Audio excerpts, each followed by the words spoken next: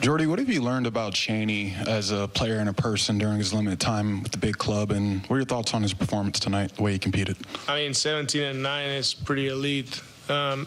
He plays bigger than what he is. His length, he may get overlooked because nobody knows him very well, but he can guard almost everybody. He's super active, super athletic.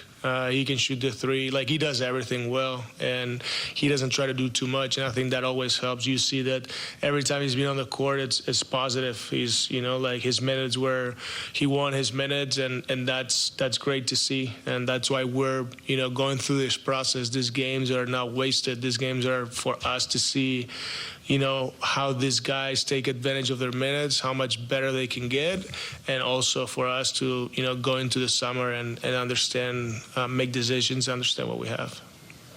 Back to Ben, on some of these possessions, like when he's seeing a deep drop coverage like he was tonight, particularly if it's earlier in the shot clock, that mid-range shot, is that something that he has the green light to take, or has the emphasis more been, getting to the rim or finding the spray out for threes? Yeah, the problem with those perimeter defenders, if you're in a deep drop, the guard is on your hip because they're funneling him to the big, so he's not wide open. I'm okay with a mid-range shot in rhythm, these guys can make all those shots, but when it's a mid-range challenge shot, whether it's a push shot or a mid-range shot, that's not a great shot, and you can just go and see who's efficient at that, and right away you're not going to find it. That's the key of teams that have very physical on-ball defenders and a rim protector, is if you just settle for that first shot, there's nothing good's going to happen to you, and you have to find the second side, the fan out, the drive,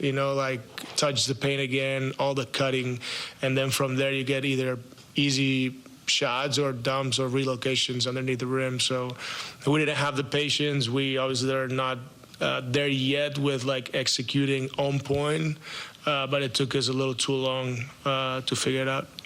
Do you feel like you learn anything different or unique to guys that have to play maybe a little bit of a different role than what they've been used to?